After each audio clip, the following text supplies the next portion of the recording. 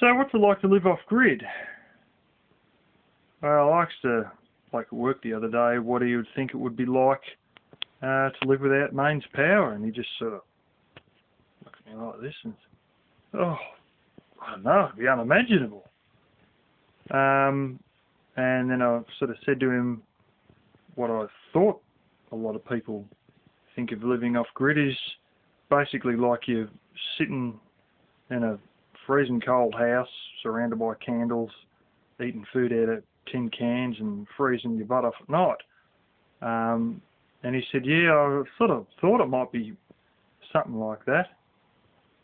Well, I also know that the solar cabin, as you may have watched a few of his videos, he gets a few saying, oh, you got to go without things, don't you? Emails of people asking, yeah, but you'd have to go without everything. And no, really. It's a lot easier living off grid than the average idea of what people think it's like. It's sort of initially you sort of realise you're entering an energy crisis, but it's not an energy crisis full stop. It's more an electrical energy crisis because when you've had the grid on, there's so many things. You think electric hot water system, air conditioning, heating, stoves, you name it. It's either wired into your power board or you've got a plug on the end and you just whack it in the power point. And so many things are like that. So initially you think, well, gee, I'm going into a place where energy is a scarce commodity. And it sort of is in a way. But what you do realise is, and you may never have picked up on a lot of this stuff unless you've had to actually, if you're not interested in it, you probably didn't really know it unless you've been forced to look for it, is that there's a massive amount of systems out there which aren't sort of exactly the same as on-grid systems, but they are very similar. They're sort of, in a way, they're the same, but they're a different beast. Like water, for instance, I use overhead tanks. Now that gives you water pressure. You get water pressure, but the water pressure sort of acts a bit differently from mains water pressure. When it comes to solar systems, I've got, mains power from that. But I can't whack on something with a heavy load. There's certain devices I can't run. And you say, well, why not? That's no good. Well, what it is, all these appliances have been made for the on-grid system, which can handle a massive, massive load. You never got to worry about start-up loads or anything like that. You can use welders, which literally almost, basically short out steel, causing it to melt. And it doesn't affect the system. Because, the system is strong enough, the power station is strong enough to handle any sort of load that you can whack through the lines. And so all appliances are built around the existing parameters of how the electrical grid is already built. So some appliances you can't run, but you can run a lot of other things. And then you find out there's a whole stack of stuff, especially accessories made for use in your car that have a cigarette lighter plug on the end, that can all be used on your 12-volt solar system. There's fridges, and I've got one in there. So I come home every night to cool cans of Coke and stuff like that, like many other people do. I've got a laptop, I've got cellular phones, I've even got a slushy maker. I've got a lot of things that are small things which run without a problem, and you say, well, how do you go for hot water, cooking things, you know, heavier things like that? Well, a lot of the time you go for what we call LP gas, and essentially it's the Australian version of propane. We can add a bit of butane into ours because there are very few areas that go below freezing. I mean, there's some areas, but there are very few areas that drop below freezing. And as a result, you know, with the propane / LP gas, you can achieve a lot of your heating needs just with that. You know, what by heating needs I'm talking about cooking. I'm talking about literally heating your house. I'm talking about hot water. Now, I use primarily stoves and hot water as propane. I have these little tiny butane canisters, which I get really cheap. You buy a pack of 4 for like $4.60 or $4.70 or something like that. And I use that in a heater just to warm me up enough to get out of bed in the morning to go to work. But my main heating is wood. Now, other people, Solar Cabin being one of them, have propane heaters. And, you know, all these things that you sort of thought you couldn't have, you realise you can have. But just they're not quite the same device that you had before.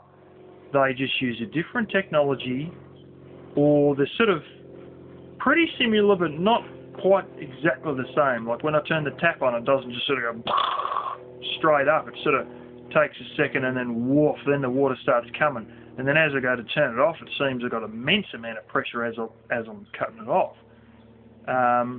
You know, but a lot of these things you've got, and while they aren't inch for inch identical to the on-grid way, they do the job very well all the same. And so your life doesn't completely go down the drain. But there's some things that, you know, may get a bit of a pull-up, or you got to use a generator for. Now, for washing machines, I use a generator. And I've got an overhead tank which gives me water pressure.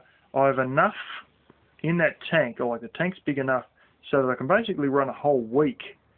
And when I do my washing, of course I'm going to use a lot of water, and I have a little switch in there that I turn on, and it refills that tank.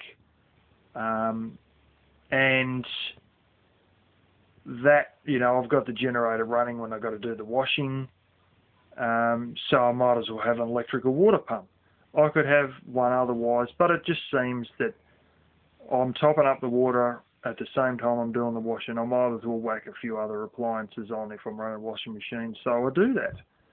And I haven't got into the habit of it at the moment, but it's not completely implausible that I could be using a microwave at the same time I'm doing my washing, or some other appliance, you know, if it's a air compressor or something else, because I have enough capacity in the generator to use more than just the washing machines that I'm currently using. But generators are a good one to fall back on, because that is the way that you can really whoop some power out to do your big things. I have electric chainsaw, I use that. I have several miter saws and a couple of circular saws, and although you're not really usually supposed to, I use that to cut firewood as well.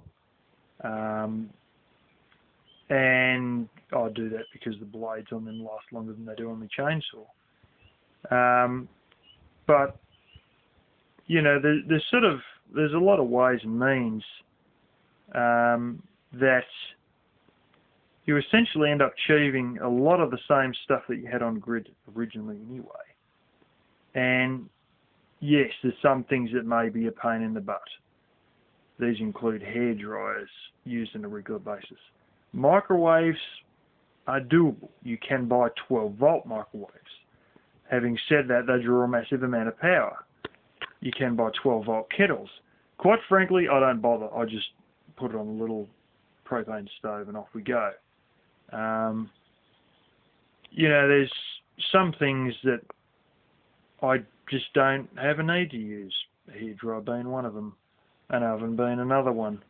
So I sort of don't use it, but there's a lot of things that are on-grid appliances that will run absolutely perfectly off a generator. But to sort of, in an effort to save money, I conserve the use of the generator. How much does it cost to run it? Well, because I don't just go starting it up for no reason at all, I use about half a gallon of petrol a week. You can work out how much that costs in US terms. Over here, the fuel is a rip-off.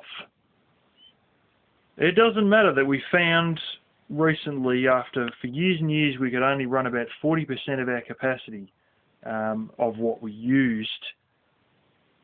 We sucked out about 40% of what we used. So we had to buy in the other 60%.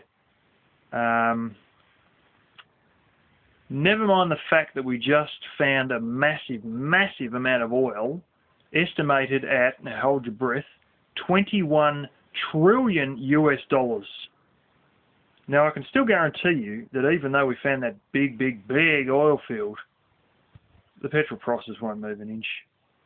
And if they do move an inch, it'll only be upwards. But that's a whole different cup of tea. Getting a bit off track here. But yeah, quite simply, life isn't as difficult as you may think it is. Once you get your 12-volt fridge, your 12-volt freezer, or propane freezer,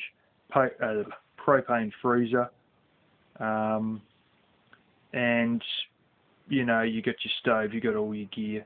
I've actually got quite a collection of stoves, which is in another video I'll upload.